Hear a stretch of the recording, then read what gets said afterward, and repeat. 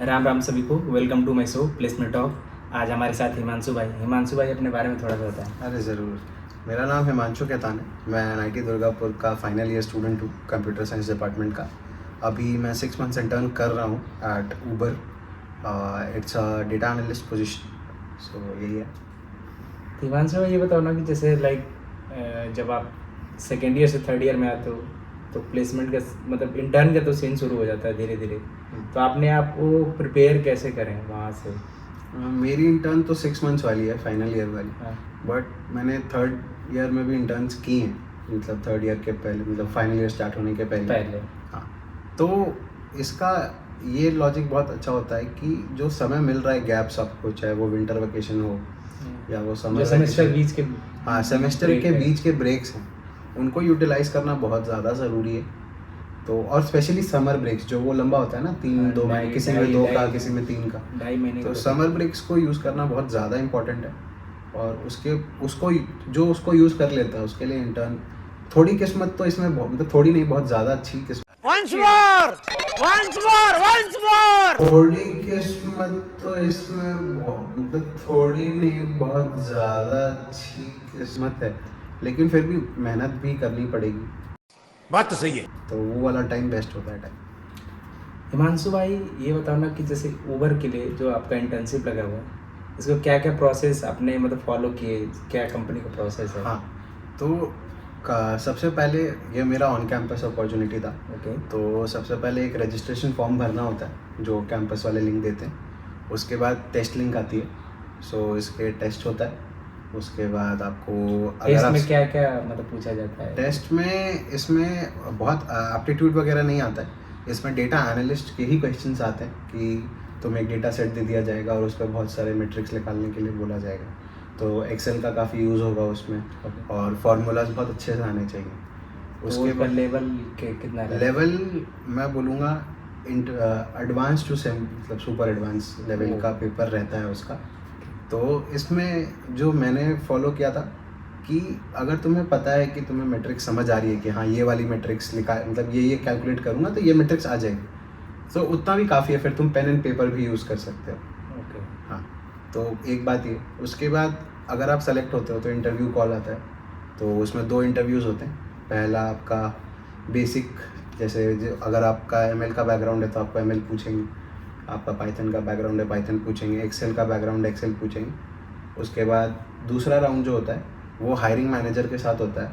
तो उसमें आपसे फेयरली मतलब नॉन टेक्निकल पूछा जाता है, जैसे मतलब कोई एनालिसिस का क्वेश्चन मेंटली कि कैसे करते कैसे नहीं करते, या फिर कोई पजल पूछ दिया, कोई केस स्टडी पूछी, इस टाइप से पूछा। तो क्या मतलब जो HR के क्वेश्चन होते हैं वो मतलब आपके हाँ। CV के बेस पे होते हैं या फिर वो कुछ भी पूछ सकता है? हाँ, वो आपकी CV, जैसे मेरे इंटरव्यू में मेरे मैनेजर ने CV खोल रखी थी अपनी स्क्रीन पे, उसने बताया मुझे ये बात, और उसमें जो उसे मतलब इंटरेस्टिंग लगा उसने वो पूछा। तो CV पे ही पूछते हैं मोस्टली, लेकिन हाँ मतलब टॉपिक डाइवर्ट भी हो सकता है। तो आप जो डाटा एनालिस्ट है वो कहाँ से आपने प्रिपेयर किया था, क्या क्या सोर्स के बारे में अगर थोड़ा आपके पास आइडिया हो तो? सोर्स में डाटा एनालिस्ट में मोस्टली SQL होगा, एक्सेल होगा और ML वगैरह होगा। ML वगैरह यूट्यूब पे बहुत सफिशिएंट रिसोर्सेज हैं जहाँ से पढ़ा जा सकता है। लेकिन जो एक्सेल है, एक्सेल का कोर्सेरा पे एक बहुत काफ़ी अच्छा कोर्स है मैक्वायर यूनिवर्सिटी से, तो मैंने वो किया था और वो बहुत ज़्यादा सफिशिएंट था टू मतलब अटेन द रिजल्ट्स। उसके बाद SQL मेरी डिग्री में सब्जेक्ट था, तो उतना CS में तो? हाँ CS में। तो ये बताओ हिमांशु भाई, अभी आप ऊपर में तो जॉब कर ही रहे हैं मतलब इंटर्न, तो उसका एक्सपीरियंस थोड़ा सा बताया कि मतलब क्या क्या फैसिलिटी और क्या क्या मतलब प्रोवाइड करती है Uber? Uber as a company बहुत ज़्यादा अच्छी है। अगर मैं मेरी मैनेजर की ही बात करूँ तो उसने अमेज़ॉन, फेसबुक, गूगल सब में काम कर रखा है, इवन जियो में काम कर रखा है। बट उसका भी ये मानना है कि Uber is a sweet spot. यहाँ तुम्हें लंच मतलब तीनों मील्स मिलती हैं। अगर तुम ऑफिस में किसी भी टाइम जाओ, हाँ, तुम्हें जिम की फैसिलिटीज़ मिलती हैं। लोग काफ़ी अच्छे हैं। ऑफिस का एनवायरनमेंट, ऑफिस में गेम्स भरे पड़े, मतलब अ गेम लाइक मारियो हम सब ने खेल रखा है, वो भी तुम्हें ऑफिस में मिल जाता है। प्ले स्टेशन मिल जाता है, पूल मिल जाता है। कोई वर्किंग आवर्स रेस्ट्रिक्शन नहीं है, जब मन करे तब काम करो। और रोल ऐसा है ना कि आपको बहुत लोगों से बात करने का मौका ऑटोमेटिकली मिल जाएगा, तो उससे जो ग्रोथ होती है वो काफ़ी अच्छी है। तो ओवरऑल मेरा एक्सपीरियंस काफ़ी अच्छा रहा। कभी कभी ऐसा भी होता है कि काम है ही नहीं, मतलब थोड़ा मतलब स्लो चल रहा है, और कभी कभी हो सकता है कि रात में जगना भी पड़े, तो वो बैलेंस हो जाता है।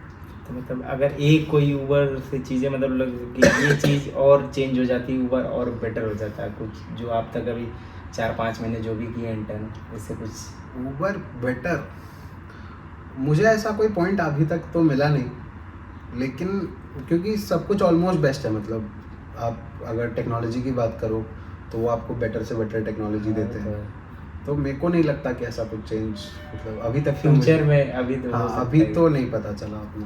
ओके, तो हिमांशु भाई लाइक ये बताना, जैसे कॉलेज में स्टूडेंट आता है first year, second year, third year, fourth year, तो कैसे फेज वाइज कैसे चले? फर्स्ट ईयर में क्या हमारा वो अप्रोच होना चाहिए, सेकेंड ईयर में क्या होना चाहिए, थर्ड ईयर में क्या होना चाहिए, फाइनल ईयर में? क्योंकि हर ईयर में आपका डिफरेंट अप्रोच होगा, जाहिर सी बात है। सो मेरा मानना है कि 2 अप्रोच हो सकते हैं। मतलब मैंने भी मतलब कभी दिमाग ये कहता है कभी वो, तो मेरा मानना है कि फर्स्ट ईयर तो मज़े करो पूरा फल हाँ, फर्स्ट ईयर तुम मज़े करो, कोई दिक्कत नहीं है। सेकेंड ईयर से थोड़ा सीरियस होके रोज़, मतलब एक हो सकता है कि तुम लास्ट में गधा मजदूरी कर लो, या तो तुम रोज़ थोड़ा थोड़ा स्मार्ट वर्क सही करो है। और पूरा अच्छे से कर पूरा लो। साल। हाँ, तो अगर मान लो तुम रोज़ के 2 क्वेश्चन भी करते हो तो और लास्ट में गधा मजदूरी नहीं करनी पड़ेगी। एक टेक जॉब के लिए काफ़ी कुछ चाहिए होता है, जैसे मतलब अगर सॉफ्टवेयर वाला रोल है तो DSA सबसे पहला चीज़ है। उसके बाद आपका क्या आएगा, सारे CS फंडामेंटल्स भी कम नहीं है, नेटवर्क्स है, OS है, DBMS है, तो ये सब काफ़ी वास्ट है और इसमें डीप में पूछते हैं, तो ये सब थोड़ा थोड़ा करते रहना चाहिए। एंड जैसा कि पहले कहा कि वो समर ब्रेक्स को वेस्ट करना Utilize तुम करना अफोर्ड है। नहीं कर सकते, मतलब वो ज़्यादा करना ही पड़ेगा। तो समर ब्रेक को मतलब यूटिलाइज करना ही पड़ेगा, नहीं तो फिर काफ़ी चीज़ें इधर उधर हो जाएंगी। तो हिमांशु भाई ये बताओ कि लाइक CV कितना इम्पोर्टेंट रोल प्ले करता है प्लेसमेंट के लिए, और CV कैसे बनाने चाहिए, क्या क्या उसमें इम्पोर्टेंट पॉइंट होने चाहिए CV के लिए? CV बहुत इम्पोर्टेंट चीज़ है, एटलीस्ट कैंपस प्लेसमेंट्स के लिए, क्योंकि देखी तो सबसे पहले वही जाएगी, बाद में इंटरव्यू होगा, उसी बाद से में तुम्हारा टेस्ट होगा। judgment होगा। हाँ, तो फर्स्ट जजमेंट या फर्स्ट लुक वही है। कुछ लोग ये भी कहते हैं कि CV नहीं भी देखी जाती, बट अगर मान लो तुम इंटरव्यू प्रोसेस में भी हो तो वो तुम्हारी CV देख के ही तुमसे सवाल करेगा। तो CV सबसे पहला ATS फ्रेंडली बनाओ, कि कोई सॉफ्टवेयर टेस्टिंग हो रही हो तो उसमें तुम्हारा CV बाहर ना हो जाए। ATS के लिए रेज्यूमे ऑडिट वगैरह हैं जहाँ से तुम चेक कर सकते हो और इम्प्रूव कर सकते हो। दूसरा, स्टैट बेस्ड CV बनाओ। ये मत बोलो कि मैंने ऑर्गेनाइज़ किया था कोई इवेंट, ऐसे बोलो कि मैंने ऑर्गेनाइज़ किया और उसमें 200 लोगों का फ़ायदा हुआ। तो नंबर्स को इंक्लूड करना बहुत इंपॉर्टेंट है। दूसरा, कंसिस्टेंसी रखो, एक नहीं कि एक का हेडिंग बड़ा है, एक का फॉन्ट छोटा है, दिखने में प्रेजेंटेबल होना चाहिए। ये 3-4 पॉइंट्स हैं, और जितना लिख सको, जितना तुम्हारा एक्सपीरियंस है सब लिखो उसमें, जो कुछ भी छोटा या कुछ भी बड़ा नहीं होता है, जो उस फील्ड से रिलेटेड है सारे लिखो। कुछ लोग तो ये भी करते हैं, वो नहीं किए हैं फिर भी लिख देते हैं, उनका क्या? देखो, चोरी के लिए भी अकल चाहिए होती है। मैं ऐसे लोगों को जानता हूँ जिन्होंने ये किया है बदल और मतलब दोनों तरह के लोगों को जानता हूँ। तो ये करना शायद बुरा नहीं है, बट अगर कर रहे हो तो उसके आगे पीछे का सब पढ़ लेना, वरना अगर पूछे गए, जैसे हमारे ही बैच में एक व्यक्ति है तो नाम नहीं लेना चाहेंगे। हाँ, तो उन्होंने लिखा था कि उन्होंने 550 प्लस लीड कोड क्वेश्चंस किए थे। इंटरव्यूअर ने आईडी खुलवाई थी। अरे बाप रे, ये तो धोती खोल रहा है।